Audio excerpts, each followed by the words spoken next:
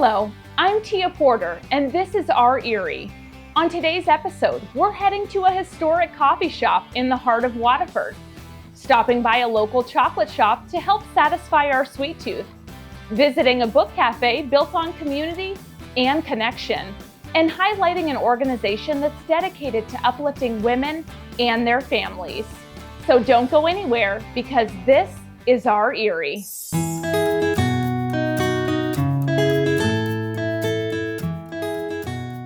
In the heart of Cambridge Springs, Finney's Chocolate Shop is keeping a family tradition alive, one sweet treat at a time. I met with owner Tori Willis to learn more about how this small-town chocolate shop has grown, changed hands, and still manages to keep its community at the center of everything it does. Bill and Cheryl Kent were the original owners. They opened up in 2003 at their house on Route 99 right outside of Cambridge Springs. From homemade beginnings, Finney's story continued as the new owners carried the tradition forward, each owner adding a new chapter to the story. When it came time for them to retire, one of their employees bought the shop, moved it into town on South Main Street, and then they sold. The third owners bought the shop, brought it to our location that we're previous at, which is 116 Spring Street in Cambridge Springs. When they decided that they were taking a different business route, my husband and I saw the opportunity and we jumped on it. For Tori and her husband, preserving the shop's history is just as important as the chocolate itself. Continuing the history at what Bill and Cheryl started is very important to our business. And for longtime customers, that history shows up in the sweetest ways. We have customers that have been with Finney's since 2003. So for example, we have in our case Laney's Lemon Drop, where Bill and Cheryl used to call that Lucy's Lemon Drop. And so we have so many people coming in looking for Lucy's Lemon still. Now that we named it after our daughter Laney, it's still kind of fun that people come in and say, looking for my Lucy's. Running the business has challenged the Willis family in all the best ways, balancing chocolate making with parenthood and community connections. Trying to juggle learning how to be a good mom and a good dad, as well as trying to make sure that we were maintaining what the business needed. Inside this small shop, customers aren't just faces, they've become part of the story too. The nice thing about small business is you really get to know your customers. I mean, I have people here that I know only because of the business. A majority of the time, I'm the one checking them out, or I'm the one filling their boxes of chocolates. And those boxes are filled with more than just sweets. They're filled with care. Chocolate is one of those things that is very versatile because you can get it as a thank you gift. You can get it as a I'm thinking of you gift. You know, someone's having a really hard time just to really pick me up. Yeah, chocolate is very versatile with that. We hand roll every single cream that is in our case, and there are thousands of them. There is a lot of love in our chocolate. We have a variety of creams and caramels and cherries and toffees in our case that you can mix and match per pound. And if you're planning something special that could use a sweet finishing touch, they've got that covered too. If there's an event that you're planning that you're like, you know, a little piece of chocolate themed to that would be so much fun. 9 times out of 10 we have it. Finney's roots run deep thanks to generations of local owners who've kept the shop thriving. All of the owners, the Kents, the Shearers, the Becks, us, are all local people. And the community support is clear, especially during the annual Meadville Chamber Chocoholic Frolic, where Finney's has become a local favorite. We have won People's Choice Award in 2020, 2022, 2023, and 2025, which is very exciting for us. As Finney's approaches its 5-year milestone, there's a lot to celebrate and plenty to look forward to. I can't believe in March it'll already be 5 years and how much we've grown. I don't even know what to expect for the next 5 years other than continue to grow, continue to show my kids that you can be a really good mom as well as a really good businesswoman. And if you'd like a taste of Finney's for yourself, they make it easy. So we are open Wednesday, Thursday, Friday, and Saturday. In the wintertime, we are open from 10 until 6, Wednesday, Thursday, Friday. Saturday, we're open from 10 until 2. Stop in or find us at a craft show. From cherished recipes to hometown pride, Finney's Chocolate Shop is proof that small-town traditions can stay sweet for generations. Today, we're in the heart of Waterford, where history isn't just preserved, it's poured. Welcome to Enlisted Coffee, a cozy community haven set inside a fully restored Civil War recruitment office. At the center of it all is owner Amanda, who along with her husband saw more than an old building. We were looking at buildings that were available in town, and we had never noticed this building before, but we saw a sign, a for sale sign out front, and it sparked our interest. We looked into it a little bit further and found out it was the recruitment center. So that really perked our interest because we're interested in history and just smaller towns that have buildings that aren't well taken care of. And this one kind of looked sad, so it just caught our eye, and we saw the potential in it right away. What started as curiosity quickly became a mission. Waterford is a town steeped in history, and this building was once the place where local men enlisted in the Army. But over time, that piece of history had faded from memory for most. This town is all about history, and this was a piece of history that was really sort of forgotten and pushed under the rug. So we wanted to improve the town by making this building be what it could be and highlighting the amazing history about this building and give it the honor it deserved and the attention it deserved. So the family rolled up their sleeves and they gutted the entire structure, hoping to uncover hidden treasures of the past. What are we gonna find? And when we gutted the entire building back, we didn't find much. It seemed like it was pretty much cleared out. However, the treasure for us was really seeing the original wallpaper, the original ceiling plaster, the laugh, the horsehair in the plaster. That was really interesting and neat to us. The more layers we pulled back, the more we could see the original structure, the original window wells and how big they were. So that was neat to see that. We thought we might find newspapers or coins or something, but all we found really was this pair of dentures in the wall. So that was the most exciting things. There were some vials of, I think, Novocaine. It used to be a dentist office. So little things like that, pottery and jars, but nothing huge. Inside Enlisted Coffee, every corner tells a story. Much of the memorabilia comes from local families, some with ancestors who enlisted right here in this room. There was a teacher who retired from Corey. She was a history teacher who had a lot of Civil War items. A lot of the pictures that you see are from her. The Historical Society gave me the picture of the veterans that would have walked through this building and then were invited back to dedicate the George Washington statue. So we have a photograph of those veterans. So a lot of it, people who come in who had family sign up here, they will have collected a little bit of memorabilia and they will bring that to us and allow us to display it. So I'm very grateful for all of that.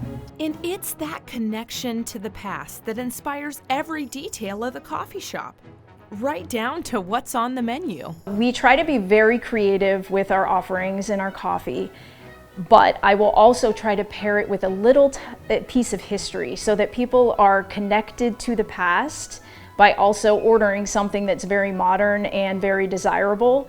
I think that connection between the two really helps people realize that history is important and it's important to keep it alive, and that's one little way that we can keep it alive is to associate a drink with somebody's name or a battle or a nickname of the regiment and just give people a little piece of history with their drink.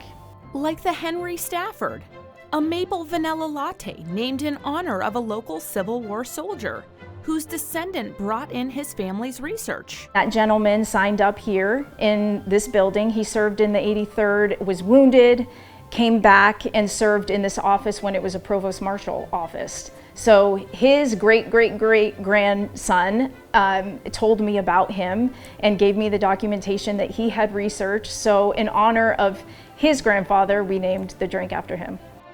And the Mud Turtle, celebrating the 83rd Regiment, nicknamed for their toughness and grit. The Mud Turtle will be always on the menu because the 83rd signed up here. So they were nicknamed the Mud Turtle because they were always ready for battle. They would go through any terrain. They were tough, they were resilient, and it's a caramel chocolate latte.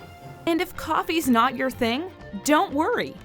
Enlisted Coffee serves loose leaf teas in teapots, frappes, lemonades, smoothies, and plenty more. It's not just the drinks that keep people coming back. One of the best compliments I get is when people walk in and say, it's like stepping back in time. So that's what I would tell people. We were really trying to get people to slow down, relax, enjoy the moment with their friends and family, take a seat, have a cup of coffee served in a glass mug or a teapot, and just really slow down, get back to the basics and just the joy of having something warm for a minute. So whether you're a history buff, a coffee lover, or simply someone who appreciates a place with heart, Enlisted Coffee is worth the trip, because here in Waterford, the past is very much alive. And it comes with a really good latte.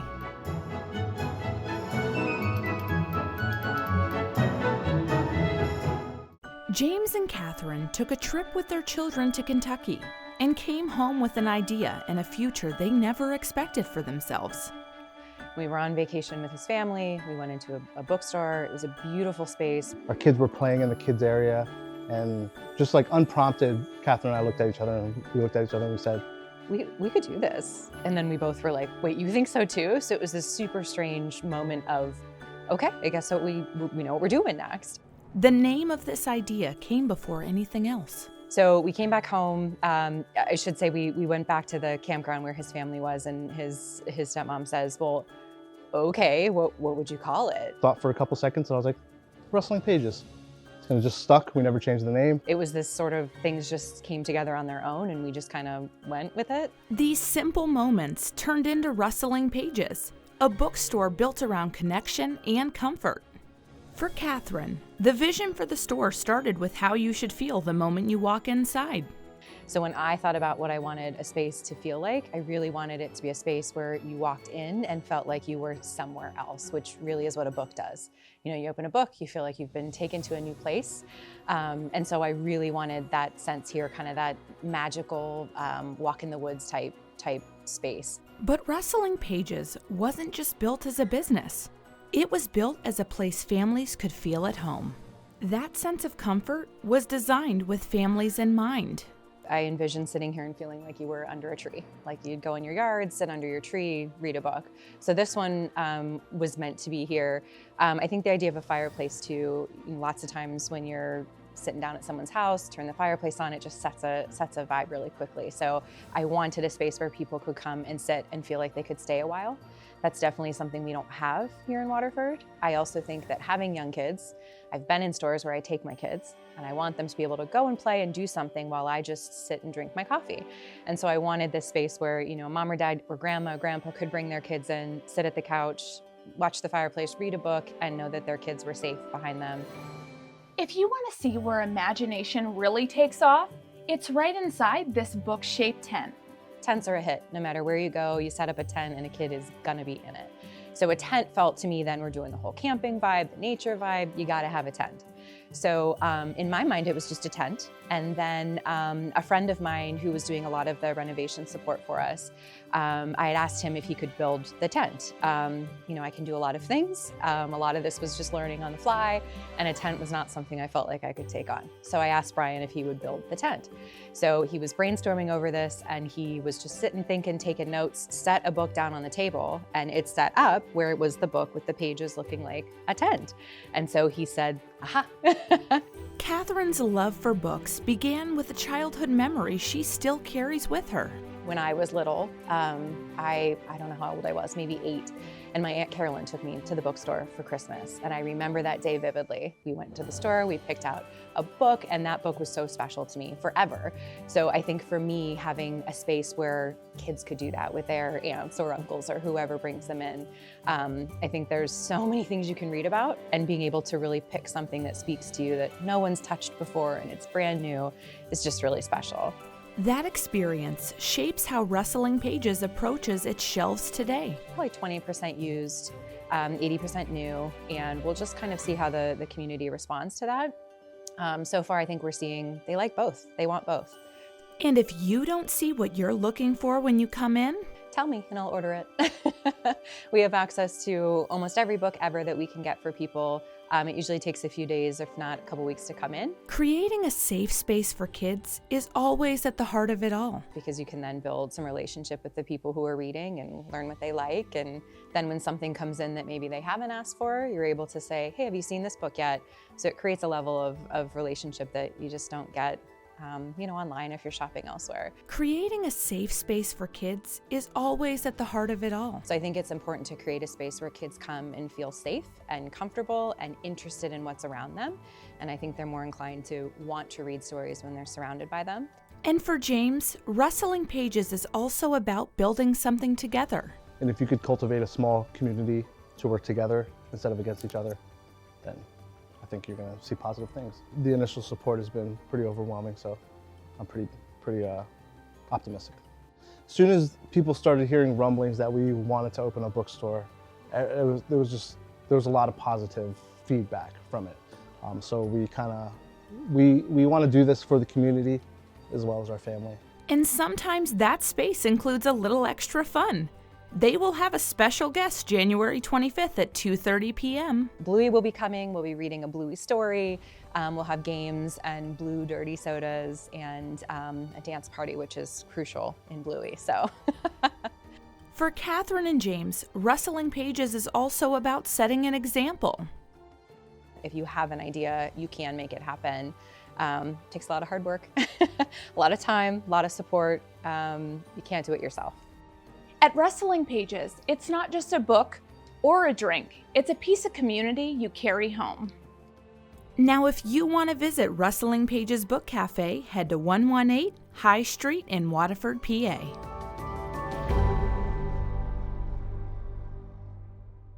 Today on Our Erie, we're in Edinburgh visiting a place built on compassion, community, and support. Boro Women and Family Services has quietly become a lifeline for people facing some of life's toughest moments. I spoke with Executive Director Betty Jo Lyons, who shared the incredible story behind this center and the impact it's having right here in our region. I had worked for another entity that had been here. They closed their doors. When they closed their doors, some of the pastoral community and some of the business community that I had done interactions with came to me and said, you're going to do this on your own. Here's the starting funds. We have a steering committee going. Let's get this going. That other entity closed in May of 2009, and by August of 2009, August 3rd of 2009, we opened our doors. What really struck me the moment we walked in is how welcoming it feels. This isn't just a center. It's a safe space, a place where women, parents, and kids are greeted with dignity, understanding, and real help, no matter what they're going through. They're not just offering services. They're forming real connections and creating a support system families can count on for the long run. We have a diaper distribution once a month where there's really no qualifying factors. If you call and say you could use some help, we ask the age of the child, the size of the child, and we tell you to show up the first Monday of every month for 1 hour time span and pick up your diapers. From guidance, emergency supplies, and community programs, the team here works hard to make sure no one feels alone during the hardest days. When I came to this agency, I was a single mom by divorce. Not what I wanted, not what I saw for my future or my children's future. But this community lifted me up. And when you lift someone up, the possibilities, when they believe in themselves and they know someone believes in them, the possibility is endless. I know that that is overused phrase, but it's true. Like this community said, let's go, Bejo, here's the starting money. We're gonna start Boro Women and Family Services, and by the way, your executive director, have a good day, go. But you know what? It was amazing. The lessons that I've learned, the people that I got blessed to be able to help, and that is exactly the way it is. I don't feel I helped you. I feel like we were able to help you. We got the blessing of being able to help you and see you fly. And for those that don't, we still hope and pray they do, and the door's still open. Come back. Leaving Boro Women and Family Services today, it's clear this is more than a resource. It's a lifeline of hope and compassion for families in our community. The biggest takeaway is when you believe in someone and when you realize that every single one of us is one incident away from being in crisis. Hopefully the compassion that I know is in everybody comes out. For more information or to donate, visit BoroWomenServices.com.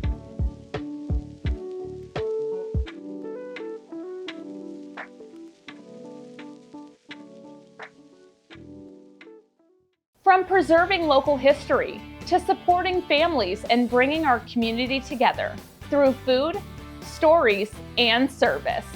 These are the places making a difference right here at home. Thanks for joining us. I'm Tia Porter, and we'll see you next time on Our Erie.